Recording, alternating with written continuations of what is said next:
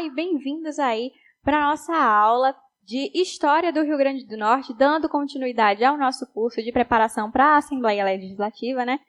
E hoje a gente vai falar sobre a influência da Segunda Guerra Mundial aqui no Rio Grande do Norte, mas principalmente para a região de Natal e de Parnamirim, que foram as mais influenciadas, as mais afetadas aí nessa região, nesse período, né? Então, meu nome é Glícia de Souza, eu sou professora de História e vou estar aqui acompanhando vocês nessas descobertas históricas sobre o estado do Rio Grande do Norte.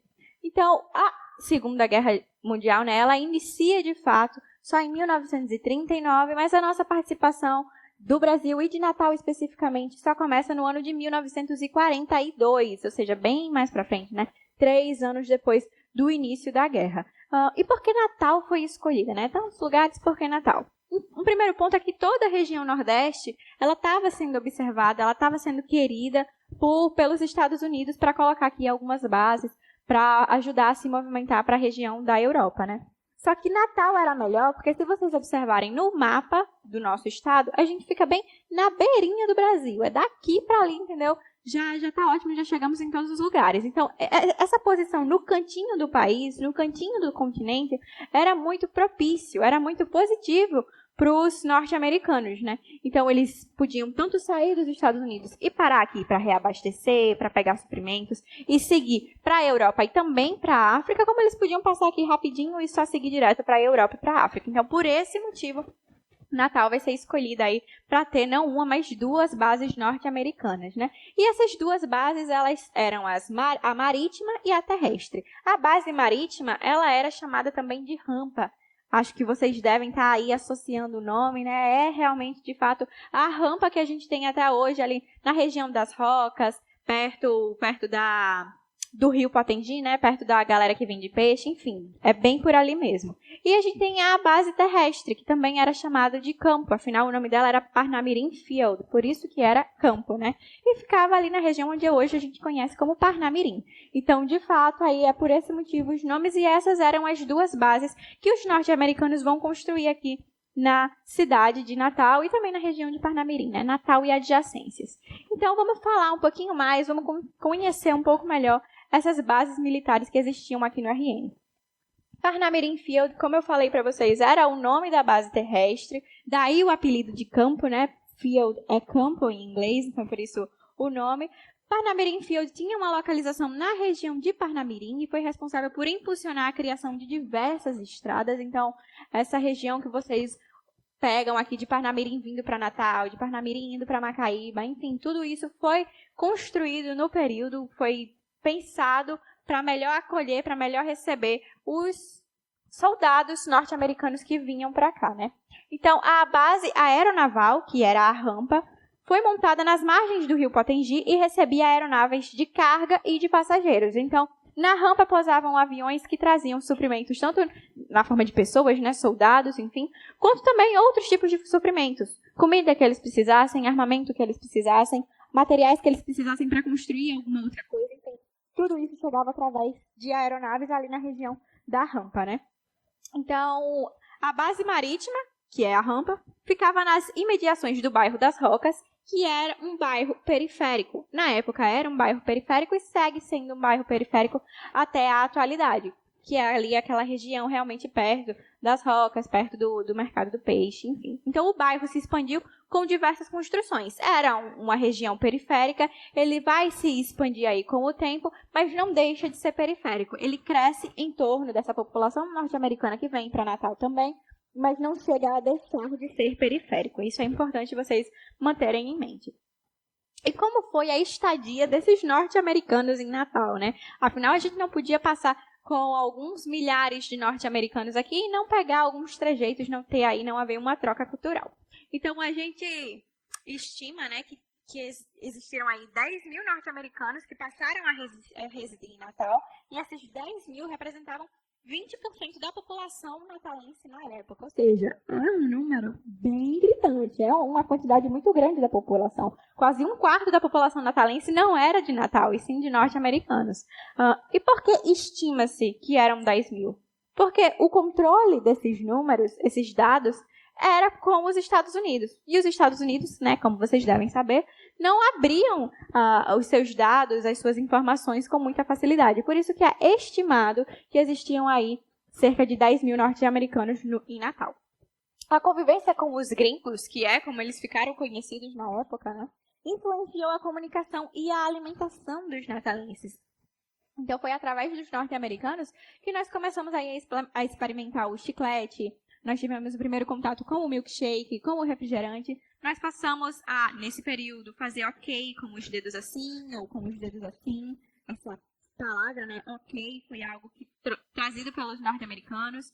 As palavras também, blackout, a expressão my friend, alright, hello, tudo isso não existia no convívio natalense, né? É algo que vai ser influenciado e que só vai acontecer realmente por causa da participação dos norte-americanos aí na cidade de Natal, né? Claro, eles vinham por causa da guerra, mas eles residiram aqui por muito tempo. Então, acabaram que tanto eles influenciaram a população natalense, como a população natalense influenciou eles também. Inclusive, pode colocar aí na tela, por favor, agora. A gente tem aí a imagem de uma garota sendo paquerada por soldados norte-americanos, né?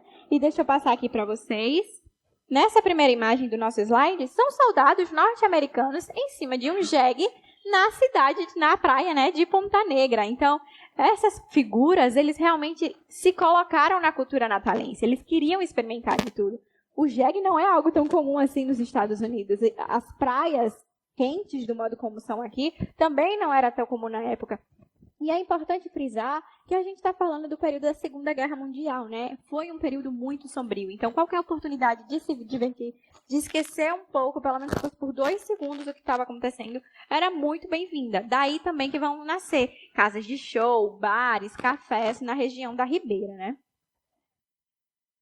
E aí, beleza, a gente teve essa influência na linguagem, a gente teve essa influência na alimentação dos natalenses, né? E os norte-americanos e o exército brasileiro, eles se uniram também para construir vilas militares, que é aquela região ali que quando a gente vai andando por Tirol, a gente tem a vila militar do lado direito, né? Como a gente está indo como em direção ao Armory, por exemplo. Aquelas vilas datam desse período aí, né? Os de alta patente residiam na região do Tirol, que é essas vilas militares que eu estou me referindo agora.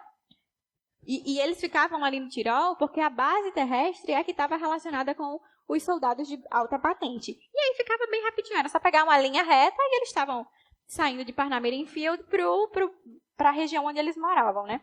Por sua vez, os de baixa patente ficavam na região das Rocas e Ribeira, próximo à rampa, mas também uma região mais periférica. Tanto a Ribeira quanto a região ali das Rocas era um local mais frequentado por pessoas de menor poder aquisitivo, por pessoas mais pobres. Então, os soldados de patente menor acabavam frequentando muito mais essas regiões também, né?